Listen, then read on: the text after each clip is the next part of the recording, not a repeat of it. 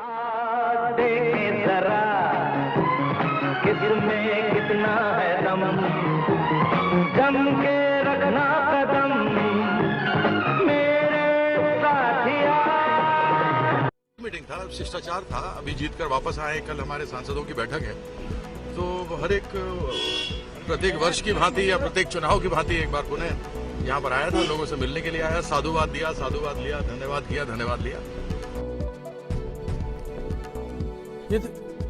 और big fight live में आज हमारा सवाल था, क्या मोदी अपनी मर्जी का मंत्रिमंडल बना पाएंगे? अपनी राय आप firstindianews.com पर दे सकते हैं। इसके साथ साथ फेसबुक और ट्विटर पर भी अपनी राय आप रख सकते हैं।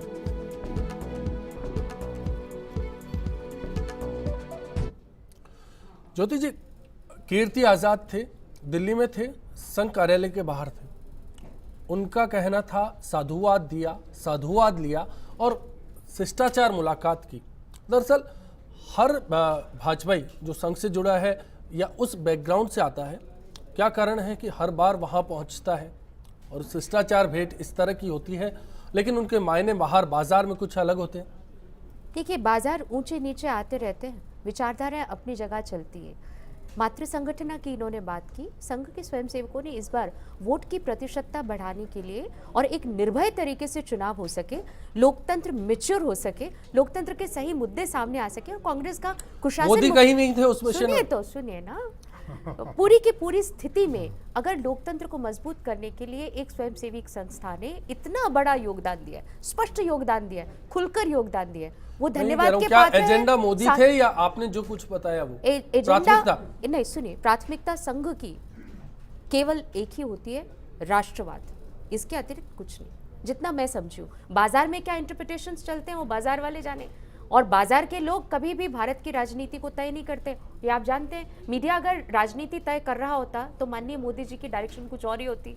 आपने ठीक से देखा। एक और मजेदार सवाल है, अभी तो ये बात कही जा रही है कि संघ ये चाहता है, संघ वो नहीं चाहता। पहले जब श्री गडकरी जी को ये करके और इनको अनॉइंट करने की बात थी, तब भी ये कहा जा रहा था कि संघ इस विषय में एक मत नहीं है। मुझे ये समझ नहीं आता कि बड़ा दिलचस्प सवाल खड़ा किया ज्योति जी ने। आज एमजी वेद ने एक अपने ब्लॉग पर लिखा कि अब नरेंद्र मोदी को मंदिर मुद्दे पर आ जाना चाहिए, धारा 370 पर उनको अपनी राय साफ कर देनी चाहिए और मंदिर का मुद्दा अहम है, इस पर काम करना चाहिए। एमजी वेद वही है जब गडकरी 2012 में अध्यक्ष पद से हटे, कहा कि नरेंद्र मोदी ने साजिश रची थी गडकरी को कुर्सी से हटाने के लिए। ब्लॉग पर लिखा।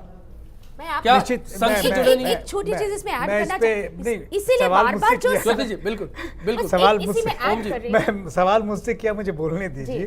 देखिए, विकास के मुद्दे से मोदी जी ने अपना चुनाव प्रारंभ किया, उसके बाद में फिर राम आए, फिर उसके बाद में दूसरी कुछ चीज़ें आई, तो वो सारा एजेंडा आ गया जो संघ चाहता रहा है, उसकी घोषणा कर चुके थे, सब कुछ कर चुके थे, तो वही सब चीज़ें क्रिएट हुई हैं। इनसे देखिए, रणनीति के तहत सब ठीक लगता है, ज़्यादा से ज़्यादा लोग मत दें, वो मिला उनको, ज़्यादा से ज़्यादा लोग उनके साथ में चले, वो भी हुआ उनके साथ में। नहीं, मैं तो सीधा सा सवाल ये समझना चाहता हूँ कि ज्योति जी ने जो कुछ कहा कि लोग कहा करते हैं संघ ऐसा करता है, ऐसा कहता है। एक बात बताइए, एमजी वेद के जो ब्लॉग्स हैं वो गलत है। एक बात बताइए कि 16वीं लोकसभा का गठन हो रहा है, 15 लोकसभा में संघ कहाँ पर था उस तरीके से जिस तरीके से नरेंद्र मोदी साहब के साथ में इस बार जुड़ा है? इस सवाल का जवाब क्या होगा?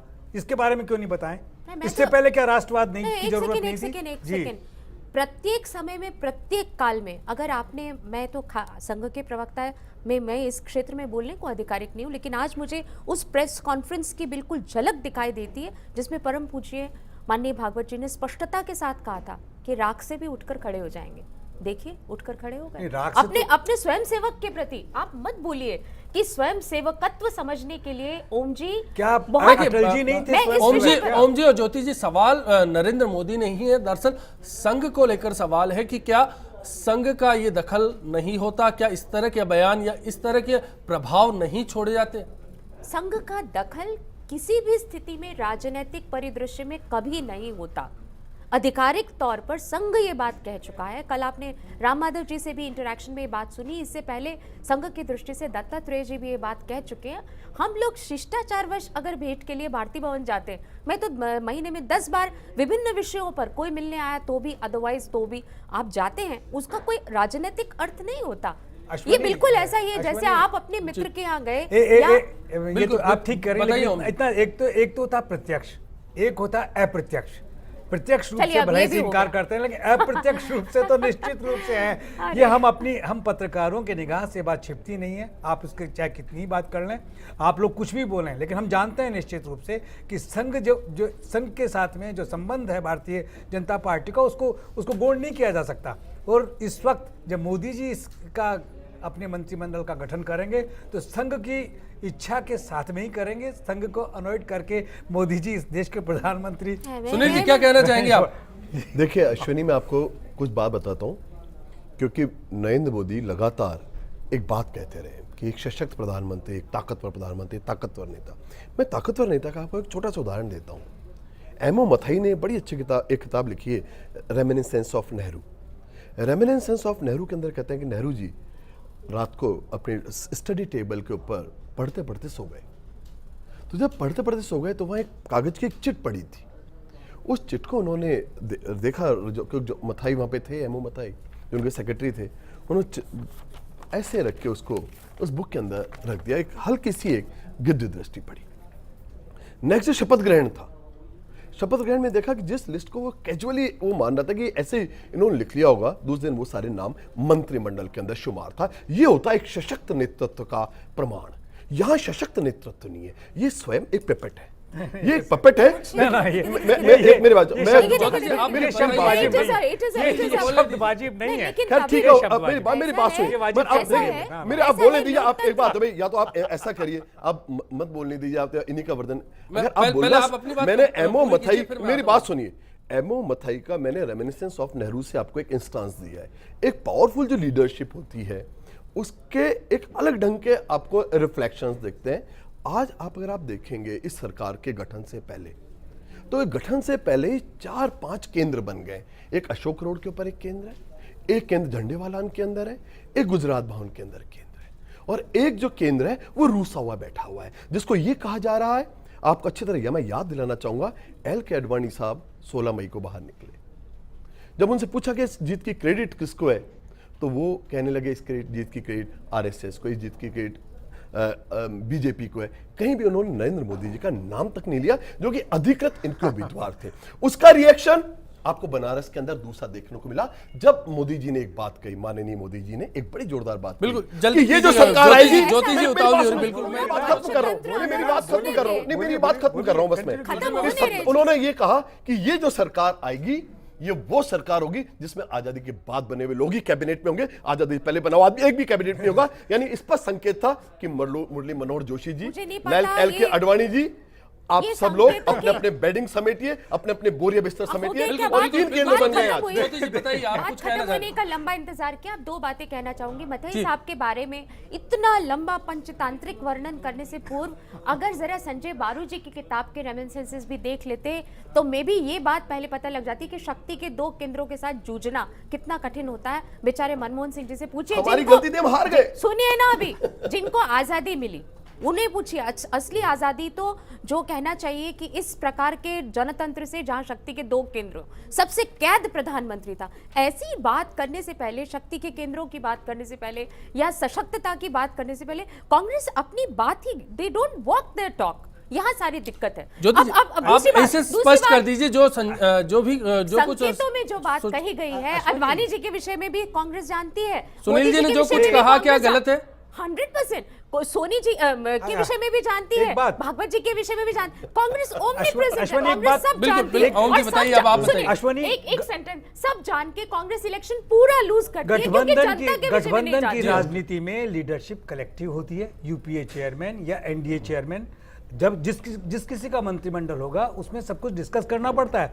इसलिए उस आदमी को कैदी बताना, मनमोहन सिंह के प्रधानमंत्री पद को कैदी बताना, ये समझ में नहीं आता। क्यों? गठबंधन की राजनीति में आपको निश्चित रूप से सब कुछ चर्चा करनी पड़ती है, और उसमें ये कैदी पद वाला सिलसिला आपको क्या लगता है?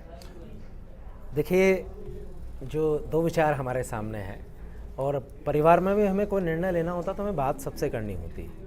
मोदी जी का गुजरात में विकास के दौरान सूरत में उनके अभियान रोडों को चौड़ी करने का, जहां उन्होंने अपने जो मातृ संगठन जहां से वो आए हैं, जिसने उनको तैयार किया, उसका उन्होंने विरोध सहा। उन्होंने स्थानीय निकायों के चुनाव में सामना किया और उसके बाद अपने आप को सिद्ध किया। लेकिन कई बार बड़ी दृष्टि में हमें कोई निर्णय लेने के लिए यदि हमारे जो शुभचिंतक है या जो हमें कुछ सही बातें दे सकते हैं उनसे क्या बातचीत करना गलत है? पूरा राष्ट्र इस बात को समझ सकता है। दूसरी बात ये कि जब गुजरात अलग मुद्दा था, पूरा देश अलग मुद्दा है, और यदि हम किसी से राय लेने जाते हैं तो एक ये नेतृत्व का सिद्धांत है कि वो पूरी बात सुने और फिर अपने स्तर पर निर्णय लें। उन्होंने जो मैंडेट आया है उसके प्रकार उनकी जो दृष्टि है काम करने की, आप पूरी कार्यप्रणाली देखिए कि वो किस तरीके से कार्यप्रणाली करेंगे। लेकिन एक अच्छे नेता के लिए आवश्यक है कि वो ठीक बात सुने भी।